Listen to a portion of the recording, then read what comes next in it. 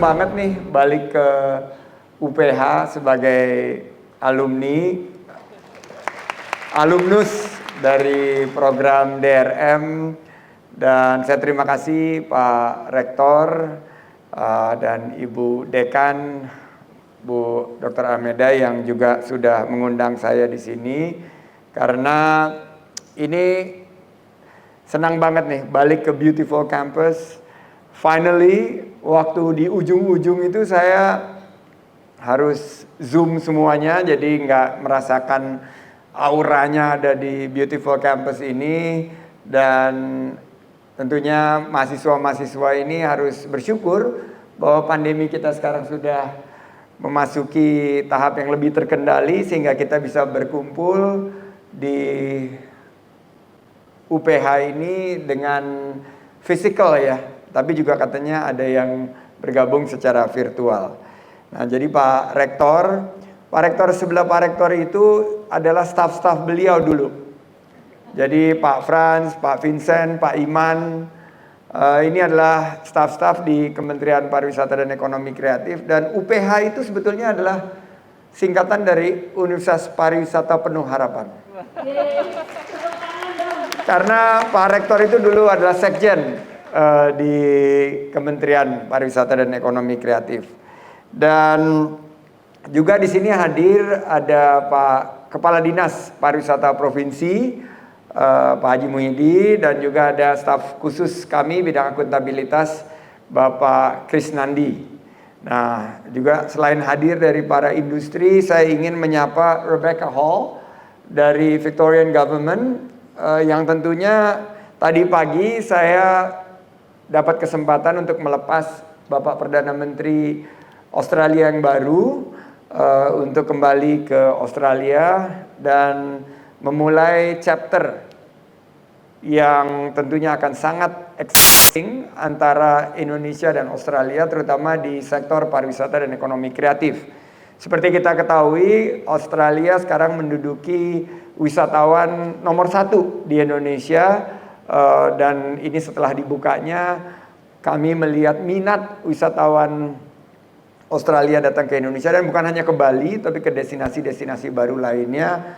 Ini merupakan suatu awal kebangkitan ekonomi kita, awal dari juga terbukanya peluang usaha, awal dari terciptanya peluang kerja, terciptanya lapangan kerja, tapi yang terpenting juga adalah tatanan baru nih. Jadi kalau dengar nanti dari Mas Peter sama Mas Jonathan, ini ada tatanan baru yang kita dapat setelah pandemi ini. Jadi terima kasih sudah mengundang saya di sini, tapi nggak sah kalau belum pantun. Karena UPH itu juga adalah Universitas Pantun Hebat. Luar biasa, Pak Menteri. Are you ready? Yes. Oke, minta cakepnya ya. Ke Telaga Cisoka di akhir pekan. Cocok dikunjungi dengan saudara. Mari terus kembangkan pariwisata berkelanjutan. Ekonomi bangkit, masyarakat pun sejahtera. Luar biasa, Pak Menteri. Mesti dijawab nanti sama Mbak Stephanie, sama Pak Peter, sama Pak Yonatan juga. Ya, hari ini kami berlima dari Kemenparekraf sangat tentunya merasakan kehormatan diundang, sekaligus juga menyampaikan ada berita baik, yaitu bahwa Indeks Tourism dan Travel Development atau yang dikenal dengan TTDI, dulu di zamannya Pak Parapak itu adalah TTCI, yaitu Tourism and Travel Competitiveness Index, sekarang berubah Pak menjadi Tourism and Travel Development Index. Indonesia meloncat 8 peringkat dari posisi 40 tembus ke 32 besar dunia. Dan ternyata kita naik peringkat ini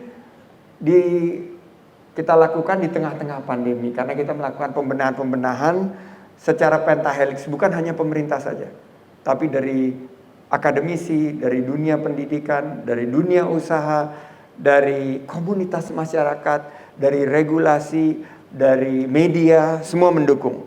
Nah, kalau saya melihat bahwa dari 5 pilar yang kita meningkat sangat tajam adalah dari segi prioritizing of travel and tourism. Jadi meningkatkan aspek prioritas dari pariwisata dan travel.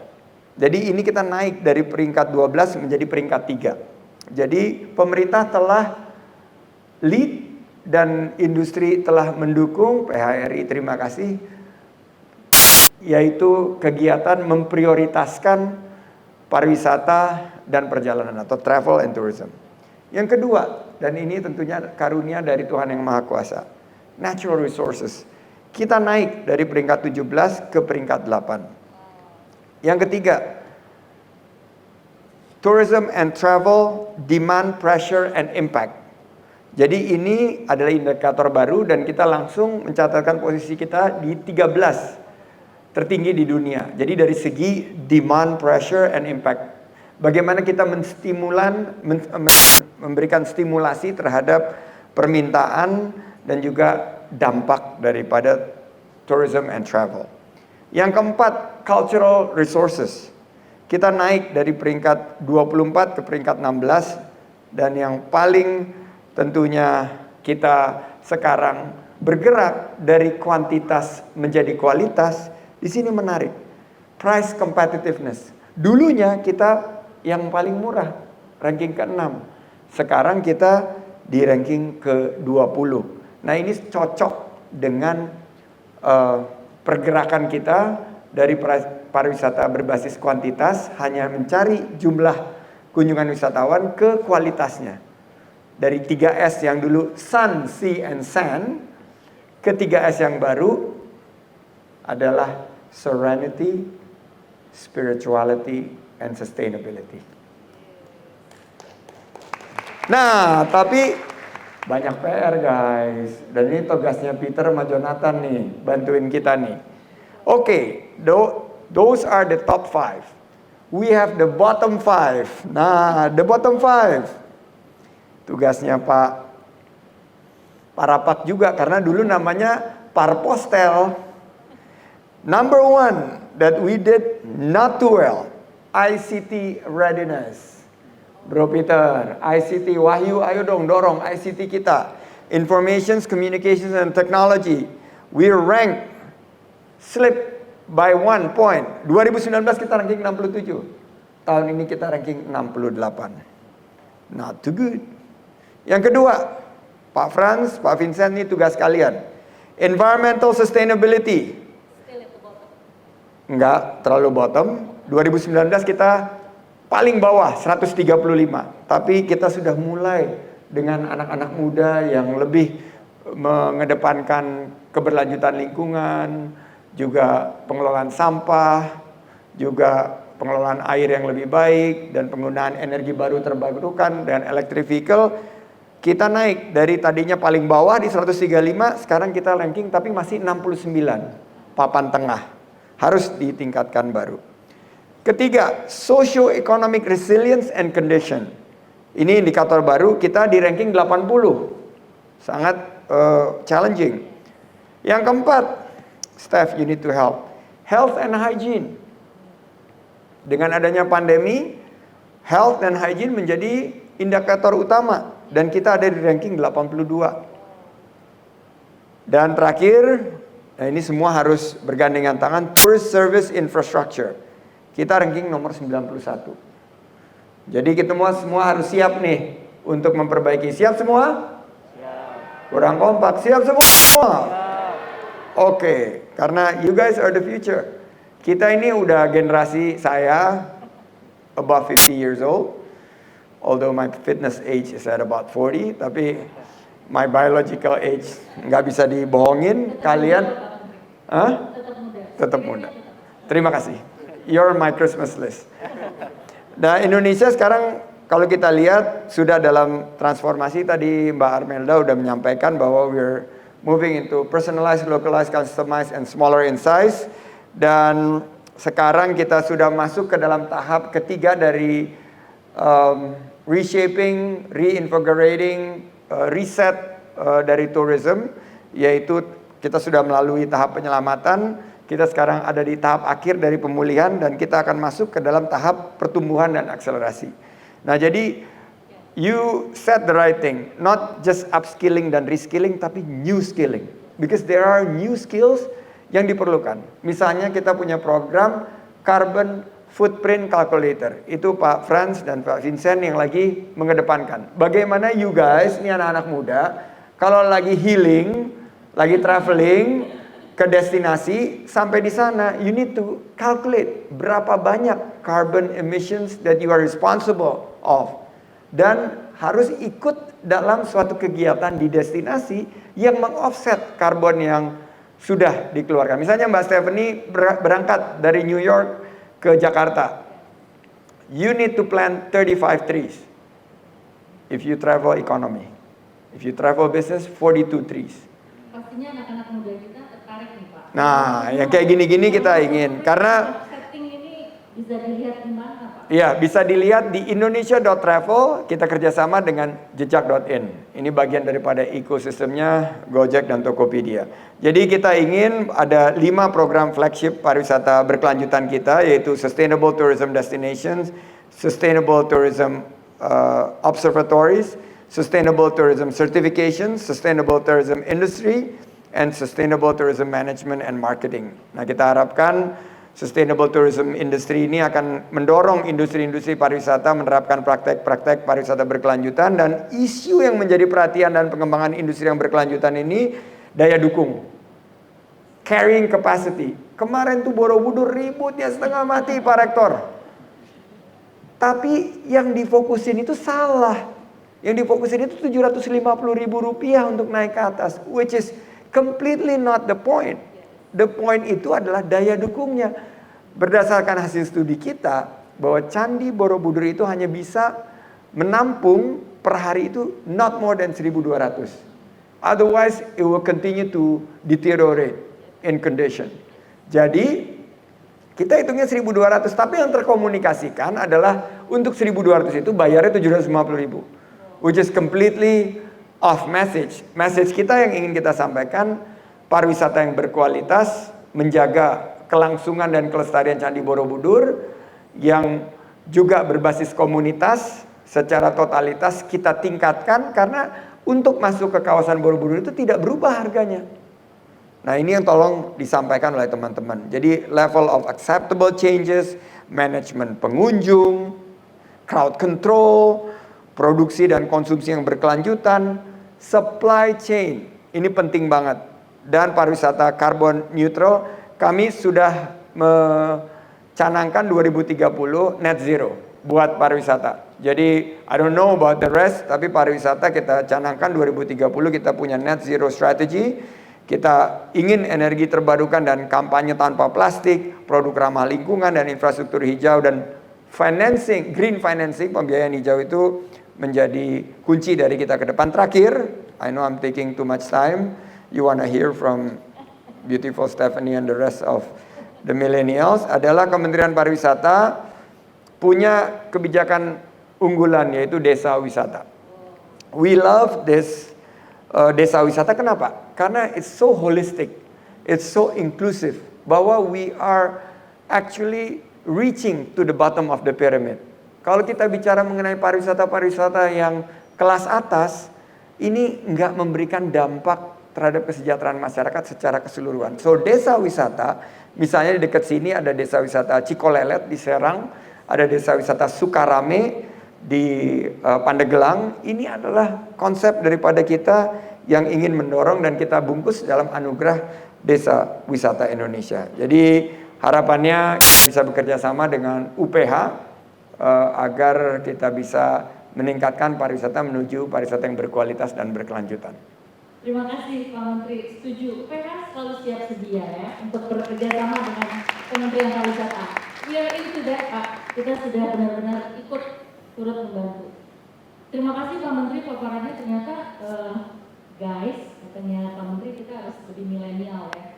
Rupanya program-program yang dilaksanakan oleh pemerintah itu sudah sangat banyak dukungannya, kebijakannya, bahkan sekarang ini ada kegiatan yaitu desa wisata yang sepertinya cocok nih untuk kalian yang selalu menjargonkan kata healing gitu ya. So the true healing kita challenge the young generation. Sudah pernah ke desa wisata belum?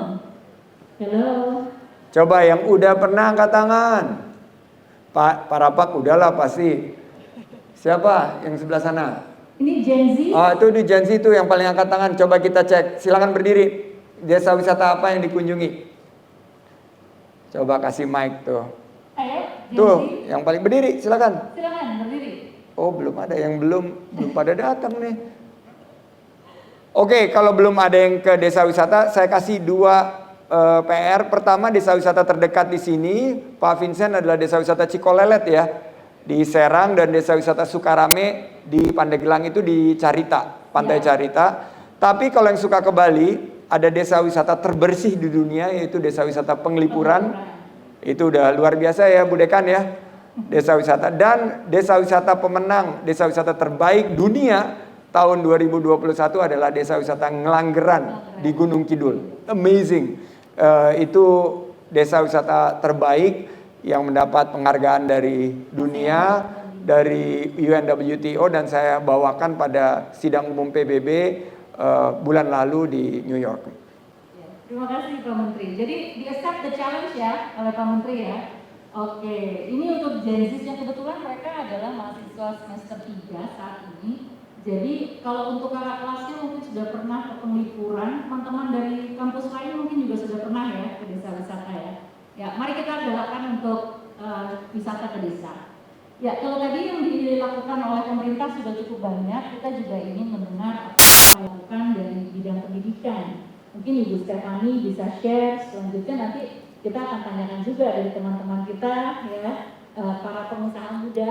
Di sini ada Pak Jonathan dan Pak Peter. Apa juga yang sudah dilakukan di bidang usahanya Bapak sekalian ya untuk pembangunan pariwisata berkelanjutan. Perhaps Ibu Stephanie, you can share with us first. Okay, good morning everyone. Selamat siang. Terima kasih Ibu Anes atas kesempatannya. Terima kasih juga Pak Menteri atas paparannya. Saya selalu belajar banyak dari Pak Menteri. Udah berapa kali nggak bosan-bosan ya Pak dipanggil ke UPH. Thank you so much Pak. And of course Pak Jonathan and Pak Peter. And my most respected mentor Pak Jonathan Parapak and Professor Dina. So saya mau sharing sedikit nih Pak. On a personal note. Kemarin saya bilang ke Bu Dina sama Bu Agnes, kayaknya nggak bisa dipanggil dekan sama Kak Prodi kalau nggak diving nih, karena mereka belum diving. Jadi akhirnya saya bawa mereka nyebur Pak ke Labuan Bajo 2 hari ya kita diving. So the next destination is desa wisata ya Bu ya. Yes, setuju Bu Stephanie. So I just wanted to share a little bit of sustainable tourism from the education perspective. Kalau Pak Menteri sudah memaparkan dari perspektif Kementerian Parekraf, saya sebetulnya approach dari pendidikan. Karena in education, especially in our foundation with 1 university and 51 schools, we don't necessarily deal with the pengguna atau business owners, but we actually deal from the foundation. And so I want to share a little bit about how we create a culture of sustainability and stewardship from a very early age. YPPH berperan untuk mendidik anak-anak dari usia dini untuk membentuk kultur yang peka atas isu-isu seputar keberlanjutan. Hal ini saya mau sharing satu cara yang sangat konkret yang kita melakukan ini melalui role modeling. So at a very young age, maybe they don't understand the environmental issues first, but we model that in what we do. So I wanted to share some pictures. I don't know if it's here yet, tapi 2 tahun yang lalu kita memindahkan sekolah SLH Rate dari gedung yang kita bekerja sama dengan mitra menjadi bangunan yang di lahan sekolah kita sendiri. Nah itu gambarnya. Dan sebetulnya it's very easy ya untuk mengambil konsep bangunan dari the Western concept atau konsep-konsep yang kita temukan mungkin di kota-kota di Indonesia lain. Tetapi what we wanted to do was create a concept that gave the children a sense of proudness of their heritage and also a a way to showcase what a sustainable school looks like. Jadi dari konsepnya kita mengambil unsur-unsur dari Kepulauan Rote untuk membentuk sekolah yang berbasis lokal tapi berpikir secara internasional. Jadi kalau kita bisa lihat dari unsur desainnya, kita belajar banyak banget dari suku Loleh di Rote melalui partnership dengan School of Design UPH, di mana mereka itu rumahnya tuh selalu atasnya tinggi. Dan we actually learn the wisdom behind it, bahwa it's made that way because it cools the room. Jadi kalau misalnya kita mengambil unsur desain dari daerah lain, mungkin gentengnya pendek dan di Pulau Rote yang panas banget, anak-anak di kelas juga kepanasan. Apalagi ini kan kelasnya nggak ada AC ya, karena electricity is quite difficult there too. So we took that, and kita juga mengambil desain sekolah dengan unsur motif batik Rote di gentengnya. Jadi kalian bisa lihat itu ada kacanya di mana sinar cahaya bisa masuk, so it saves electricity. Kita nggak perlu have a lot of lighting in the classrooms. And of course we have a sustainable water collection. Jadi di daerah Kepulauan Rote ini susah sekali untuk mendapat air, mau pompa pun juga susah banget. Jadi akhirnya the water collection system is when it rains, the school collects the water and the water gets recycled to become usable for hand washing and other needs in the school. And of course dari pembuatan materinya juga kita melakukan secara lokal. Jadi this is one of the ways that we wanted to first be a role model to the schools and the school community and the children to say, kita nggak semuanya harus dibawa dari di luar daerah. Kita mau memberdayakan the things that are already there, and in that way we actually save a lot of costs that we can pass on back to the families as well. Jadi from that perspective, I think we approach it from a design element. Tetapi kita juga memasukkan di dalam kurikulum sekolah yang mengangkat isu-isu SDG dan environmental sustainability. And of course, these contents are localized ya, to the local needs. Jadi contohnya di daerah Labuan Bajo kita menitik beratkan keberlanjutan wisata untuk isu kelautan karena kebanyakan orang tua bekerja dan bergantung kepada sektor pariwisata. Kami juga menerapkan active learning strategies di mana kami tidak mendidik anak-anak mengenai masalah lingkungan. So we don't tell them what the problem is. We train them so that they can find those issues, be critical thinkers, and propose solutions through real life active learning. Jadi nggak hanya di kelas itu mereka keluar untuk mencari solusi itu sendiri. Not only that, the one thing that we learned during our trip there ternyata was that there were expatriate students, 15 expatriate students who enrolled in our school, belajar dalam bahasa Indonesia. Dan mereka juga learning about the Indonesian, some of the issues that are real to the Labuan Bajo area. So in that way, I think we can be real ambassadors to also showcase, what it means to be a country who cares about sustainability. Karena kembali lagi sustainability itu adalah bukan materi, bukan subjek, tetapi it's a culture in the school that we want to develop, so that people don't even have to think about saya mau sustainable culture karena itu sudah menjadi budaya di dalam yang tertanam di dalam setiap anak-anak yang lulus dari sekolah-sekolah kami. Nah, masuk ke dalam tingkat universitas, saya mau sharing sedikit mengenai kurikulum yang menitik beratkan wisata keberlanjutan. Dan mungkin teman-teman mahasiswa-mahasiswi mungkin juga udah tahu ya. Tetapi one course is sustainable tourism planning and development, where we train students to plan and develop activities responsibly, considering any impact of tourism on the social, environmental, and economic structures. Jadi titik beratnya adalah untuk preserve the cultural and natural heritage for locals and tourists of wellness. And another element is the sustainable gastronomy, which links to Pak Sandi's concept mengenai carbon footprint. Karena we want students to be able to create gastronomical models, contohnya, yang focus on food source in an environmentally friendly way. So kalau makanan itu selalu diimpor misalnya atau dibawa dari luar pulau, the cost will be higher, and of course there's an environmental footprint on it, right? So what we want to do adalah kita mau reduce waste, repurpose ingredients kalau misalnya ada bahan-bahan yang tidak terpakai, and also focus on seasonal ingredients that are local to the culture. So again, going back to the idea of that localized development of book. Yes, betul. Yeah, and the Indonesian Traditional Food and Beverage Service course to discover the potentials of the Indonesian food heritage. So Bu Ames, Bu Dina, and myself has been in the discussion. Kayaknya lab berikutnya di UPH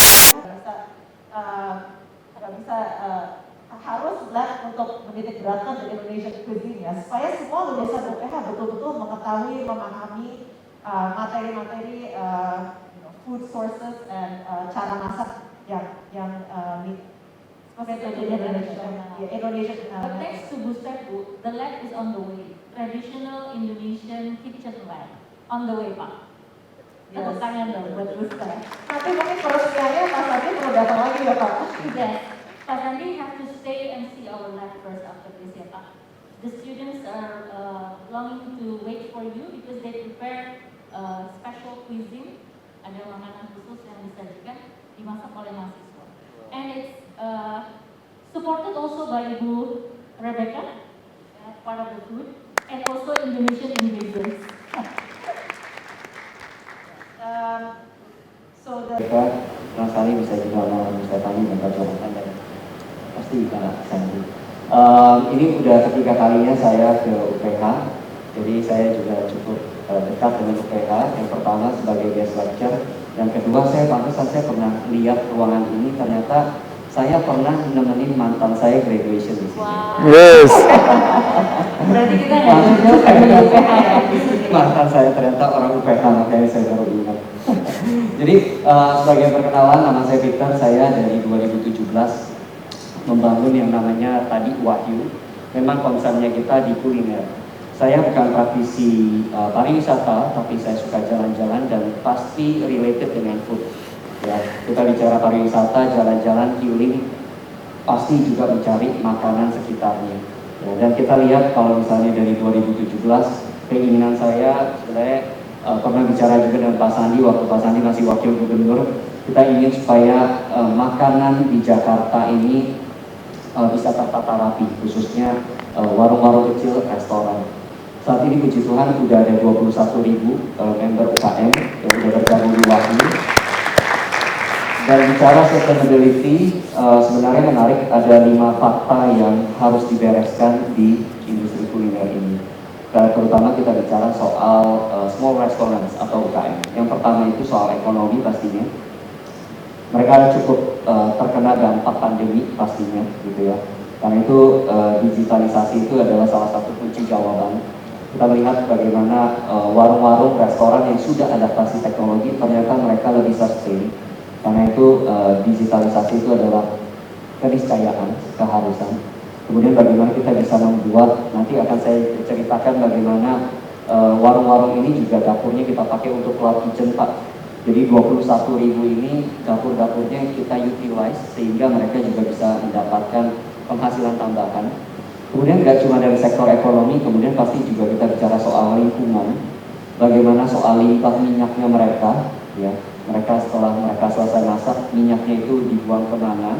Kemudian juga sampah plastik dan seterusnya. Belum lagi kita bicara soal food waste-nya mereka setelah mereka mungkin ada penjualan, mungkin ada makanan yang tidak terjual. Ekonomi, lingkungan, kemudian yang ketiga kita bicara soal pendidikan juga.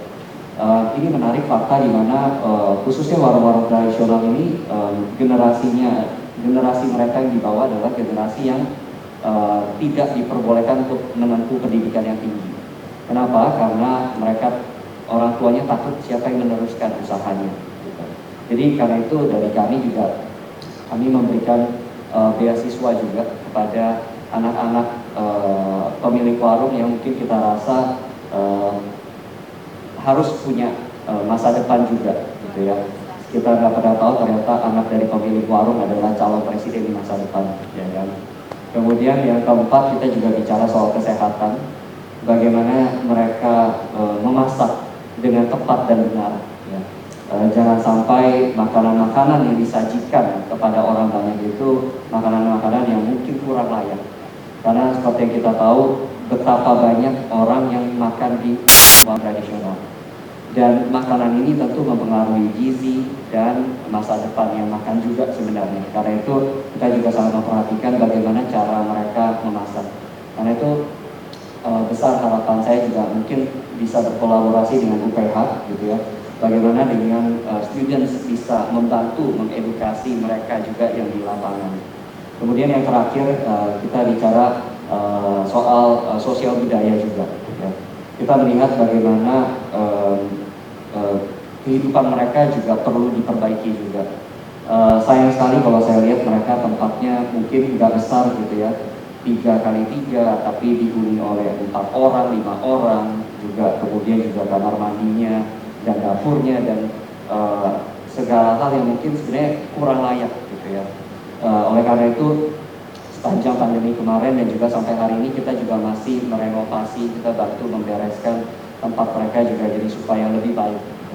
Nah, 5 hal ini yang sebenarnya kita percaya ketika lewat lewat kolaborasi dengan pemerintah, kemudian juga institusi seperti pendidikan, kemudian juga segala pihak, terutama juga tadi ada Pak Sandi bicara soal finansial gitu ya.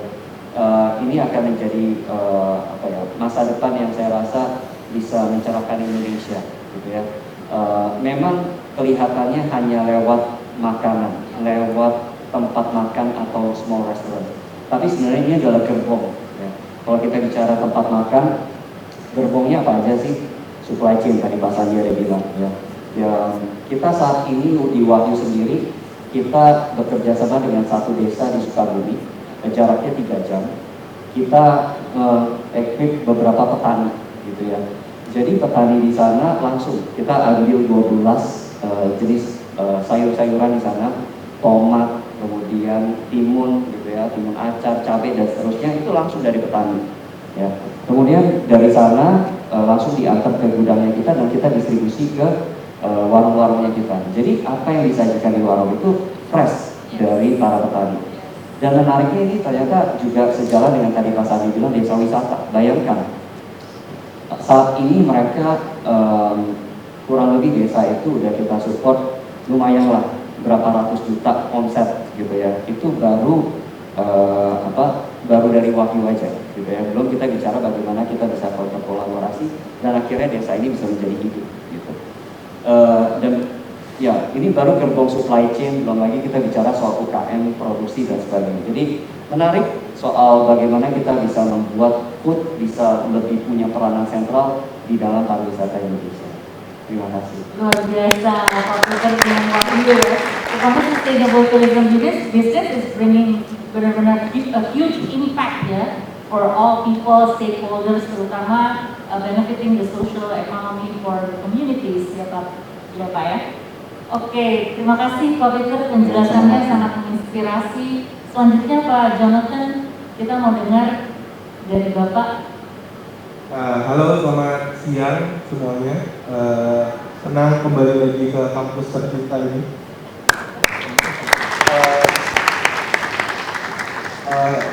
Saya paling pengen cerita sedikit gitu perjalanan mendirikan Rakaselo. Jadi saya nggak ada basic tourism sebetulnya. Saya kuliah dulu accounting, tapi sekolah besar lama di Bali, jadi mungkin sudah terbiasa dengan mental service ya, mental usaha jasa lah. Lalu di 2013 akhir itu saya berkunjung ke Raja Ampat bersama teman-teman. Pada masa itu orang seumuran saya, angkatan saya masih bolak-balik liburannya ke luar negeri. Cuman saya coba nyebrang dikit ke yang paling jauh di Indonesia, waktu itu tujuan kita ke Raja Ampat. Tapi ternyata saya nggak ketemu banyak orang Indonesia. Jadi 5 hari di sana, orang Korea, Jepang, Jerman, Belanda, semua yang saya temui. Saya sampai ke Jayapura, dari sampai ke Timika pun nggak ada ketemu wisatawan dari Indonesia pada waktu itu. Akhirnya pulang ke Jakarta, hal yang pertama saya lakukan adalah saya bikin portal informasi awalnya. Jadi tujuannya adalah kok ada daerah sebagus ini di Indonesia, tapi nggak banyak orang Indonesia yang pergi ke sini. Seumuran saya waktu itu. Jadi waktu itu kita bikin portal informasi kayak how to get there lah, caranya gimana biar murah dan segala macam. Karena kalau kita ngomong Raja Ampat pada 2013, orang taunya mahal banget, 20 juta, 30 juta, tapi dengan experience saya 10 juta itu udah bisa sama tiket pesawat kok ke Raja Ampat gitu. Jadi dari situ akhirnya di 2014 kita mulai serius, karena akhirnya portal kita banyak dikunjungi orang domestik dia maupun asing dia. Lalu di 2015 kita udah mulai, memang kita mainnya di daerah timur aja, di Indonesia Timur rata-rata. Jadi kita start dari paling timur sampai ke paling barat. Di 2015 itu kita, nah kalau dari ngomong desa wisata, di 2015 itu kita sudah mulai berdampingan dengan WWF.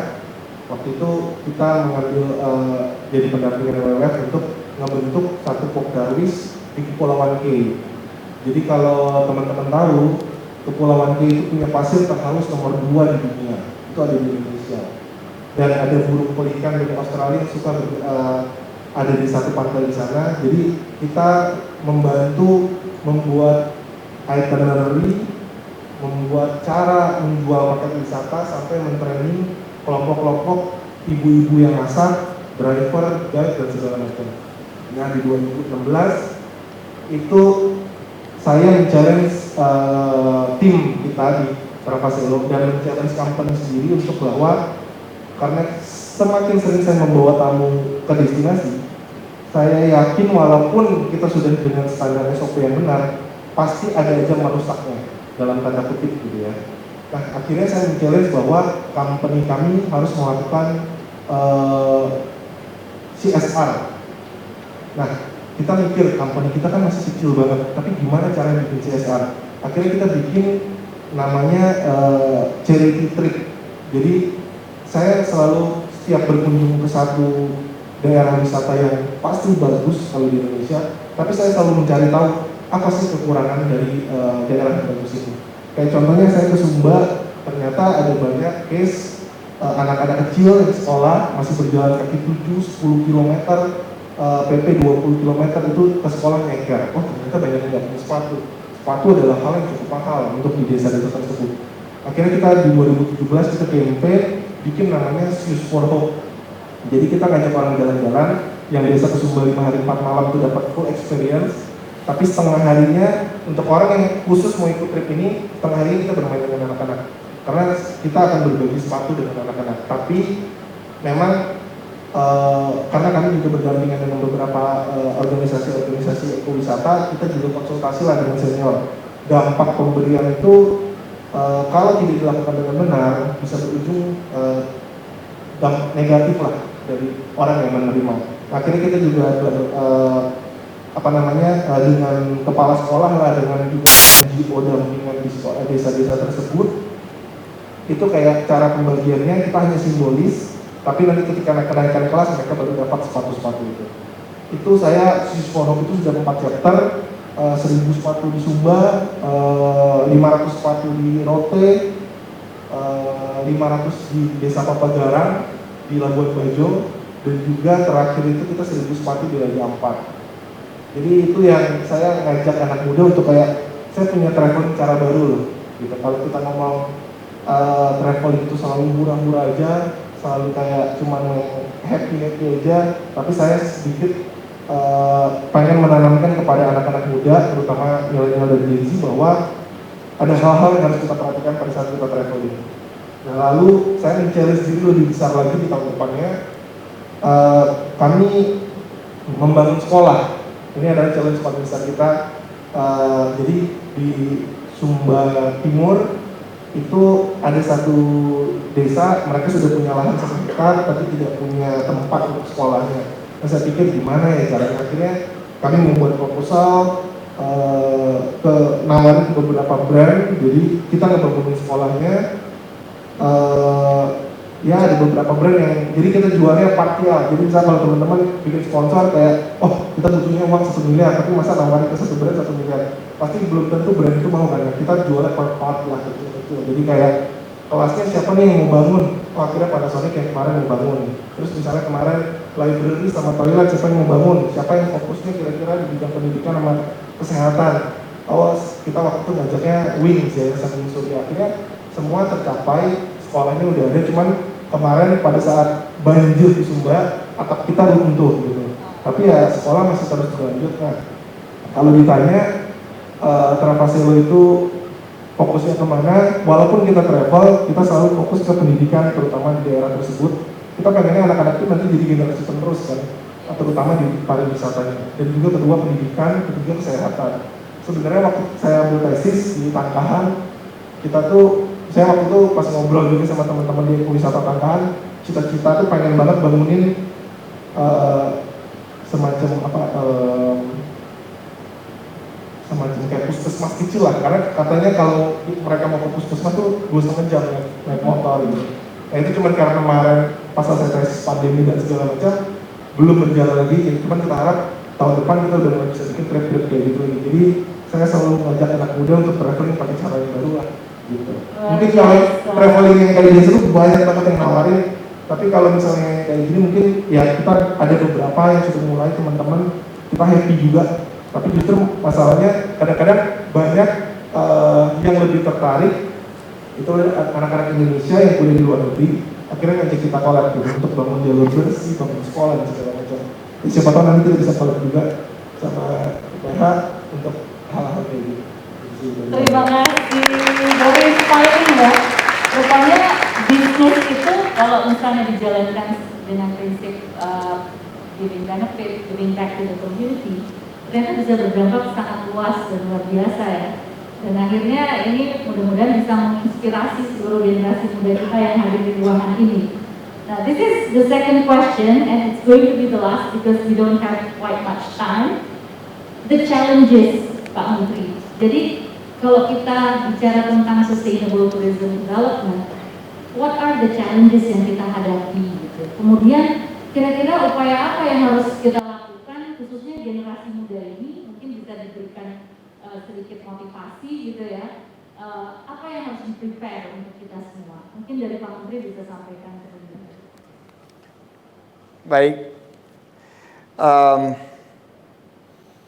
Saya lebih suka terminologi opportunity. Jadi challenges pasti ada. Everything that we do have challenges, have risk. Tapi kalau kita lihatnya gelas ini yang di depan saya itu bukan setengah kosong tapi setengah terisi. Then we motivate ourselves, we're optimistic. And being optimistic itu very contagious.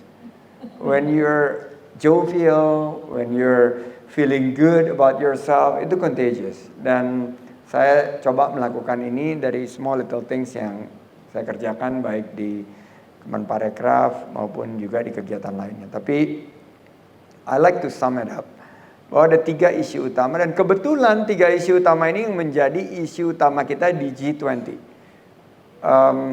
I formulated this during the pandemic waktu 2020 waktu saya dikejar-kejar sama Ibu Gracia Ugut untuk menyelesaikan pendidikan saya di sini karena sempat mandek.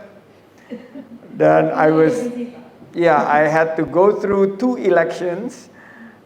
One I did okay and the other one not so okay. Tapi waktu itu Bu Ugut bilang dorong dan I was able to finish my dissertations on entrepreneurship.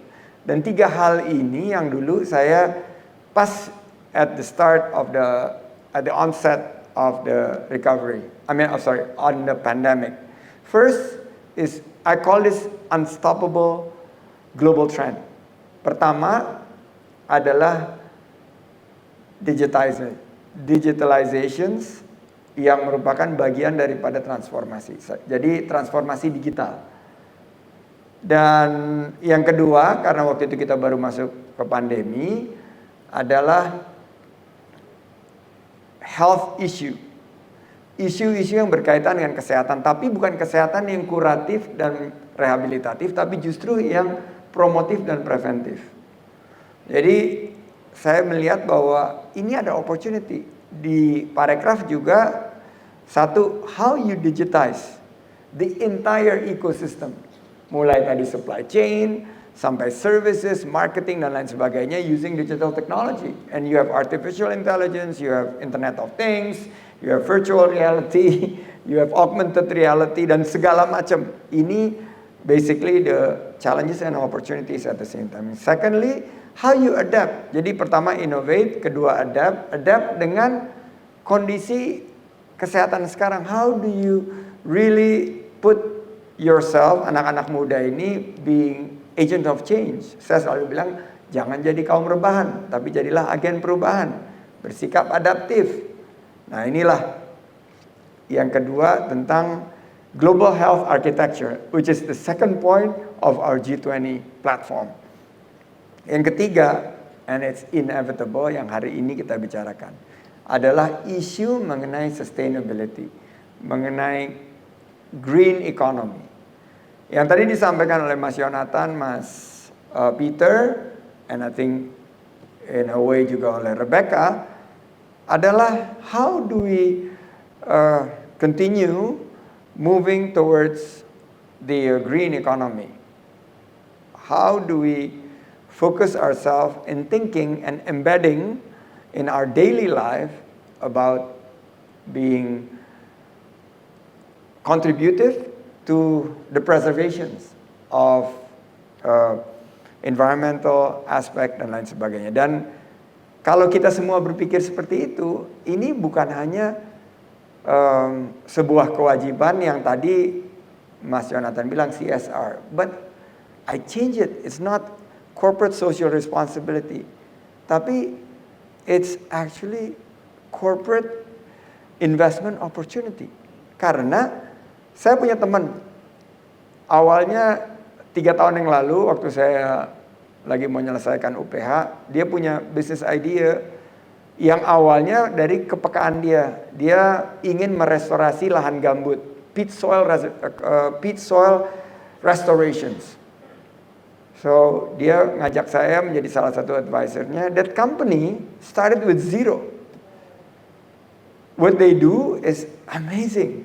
They put CCTV di lahan-lahan gambut dan dia jual gambarnya, dia feed in ke satellite untuk informasi yang dibutuhkan oleh ya mungkin kebakaran lahan, karhutla dan lain sebagainya. That company that start with zero today is being valued at $50 million.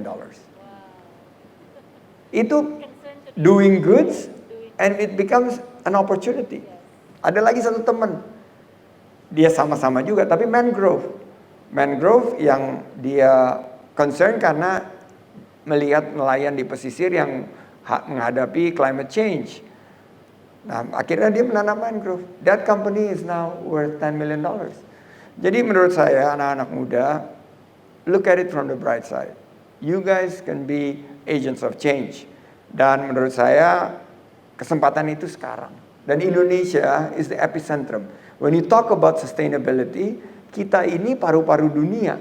Dan ya, kita benar-benar akan menjadi global powerhouse kalau kita bicara sustainability. Electric vehicle, saya kemarin ngomong sama Pak Jokowi waktu nonton Formula E, bahwa Indonesia itu bukan hanya bakal jadi produsen daripada nikel, kobalt atau mangan, tapi kalau kita kerjasama, we could actually produce battery, we could have storage facility, dan akhirnya kendaraan listrik dunia itu akan diproduksi oleh Indonesia. Jadi the Tesla will have to invest here. The Chinese, the Korean, semua pasti akan invest ke sini karena kita punya ekosistemnya. Dan saya ingin tutup dengan pantun buat PHRI cabang Banten. Ke Tanjung Lesung untuk liburan. Panoramanya indah dan menenangkan. Bersama UPH gencarkan pariwisata berkelanjutan. Sambut ekonomi baru penuh harapan. Terima kasih. Sukses untuk kita semua.